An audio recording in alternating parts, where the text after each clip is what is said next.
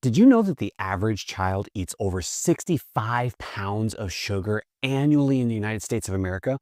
That's according to the American Heart Association. That's like filling up a bathtub full of sugar and letting them just like root around like a mole. I used to think that the breakfast of champions was a bowl full of, sugary green cereal. Like I remember growing up, I would pour a bowl full of Cheerios, throw my low-fat milk in there, and then I'd still throw like a couple of tablespoons of sugar on top of that sucker in order to get it sweet enough for my, 10-year-old mind to. Now I know better, right? No wonder we're all running at our wits' end, and you need 15 coffees just to get to your lunch break. So what if I told you making a small, like just rethinking how you and your family eat on a daily basis could radically transform your energy levels, your focus, the number and amount of times your kids are throwing a tantrum? It doesn't have to be complicated. I'm Dr. Will, and I'm a family wellness chiropractor, and I believe that when God put you together, He didn't make mistakes. You were designed to be healthy, and how we eat plays a huge impact onto that. Now, the cool thing is, because we're designed to be healthy, that means that health isn't really that complicated. We just have to give our body the right tools and the right resources and the right environment. And healthy is the normal, natural result. So before I get into I've got like 3 or 4 tips of like how we eat healthy in our household on a regular basis. I'm going to give you all of those today. But in order to understand why those work, we have to understand why our body responds so well to a cleaner diet to begin with. Now, in case you missed the memo, I'm an advocate for something that resembles a Paleolithic diet. Now, that doesn't mean that you have to be super duper strict. You don't have to do Whole30 for the rest of your life. You don't have to, do AIP. You don't have to like go crazy on this. Some people are going to need that because of some underlying health conditions. But a paleo-like diet is what I want you to start to get a little bit closer to, because that's what we do for ourselves. And we found that it's incredibly beneficial to our overall health and longevity.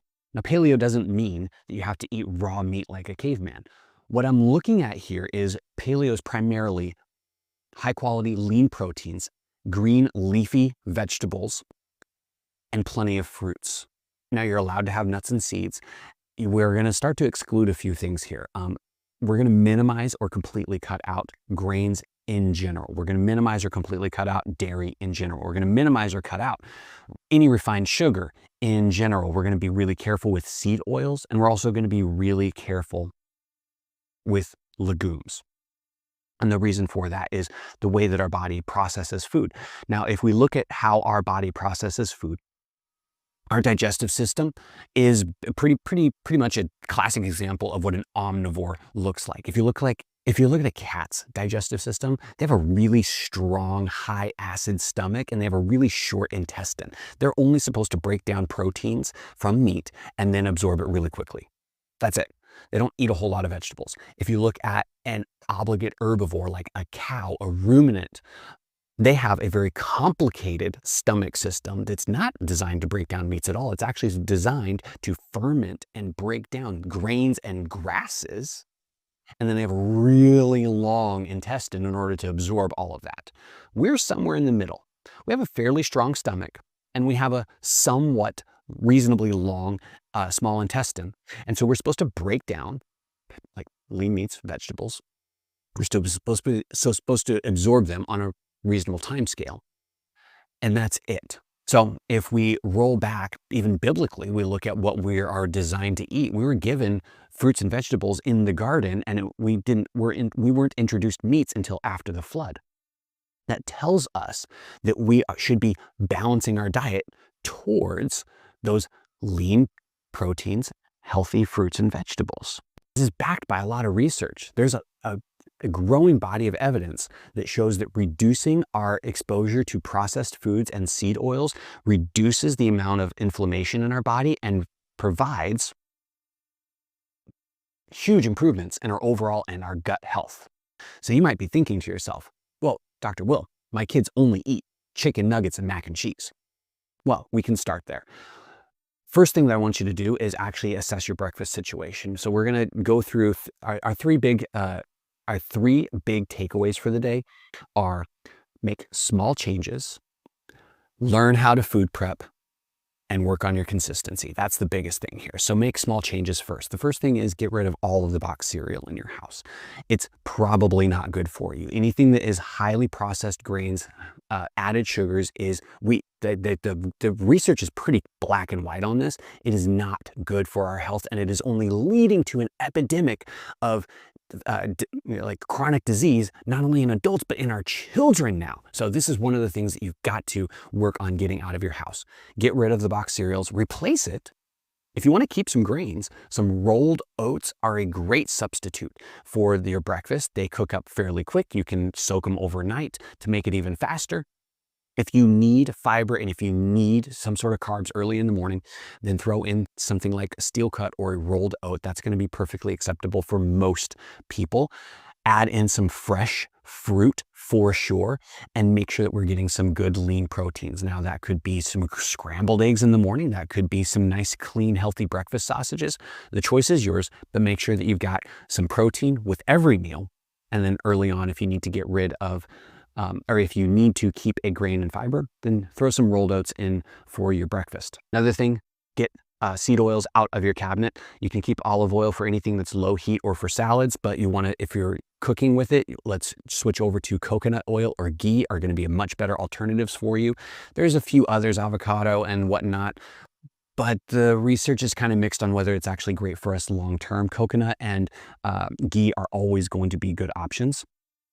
And then start looking at what your snacks look like. So same thing as breakfast, get rid of the highly processed carbs and grains and switch back over to something that looks a little bit more like fresh fruits and lean proteins. So things like dried meats, jerkies, meat sticks, and plenty of fruit. You can eat as much fruit as you want. There's a really cool study that was done a few years ago, and they compared paleo diets to Mediterranean diets in diabetic people. So they were looking at what the sugar response, the insulin response is in the body, and they found that the paleo group ate way more. It's like 3 or 4 to 5 times as many fruits as the Mediterranean group. So you would think they're getting a ton more sugar, right?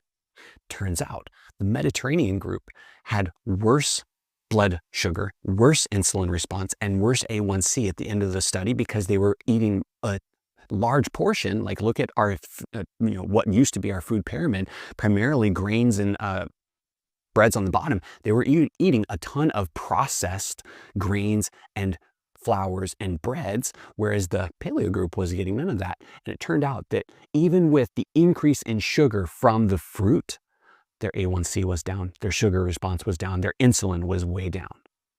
Our bodies are designed to process these things. And so you can eat as much fruit as you want. My little girl had an entire stinking banana all by herself last night after dinner because she was still hungry.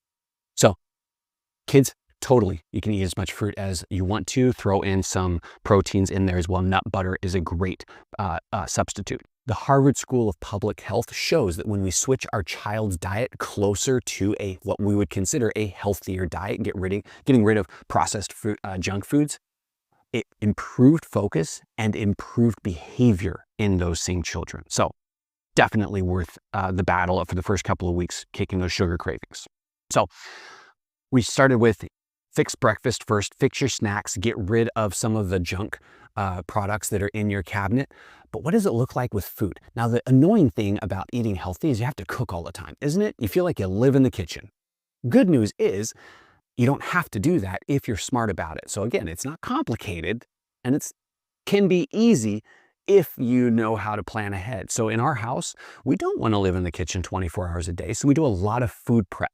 And so what that looks like for us is we cook all of our proteins, and not all of them, but a big chunk of our proteins.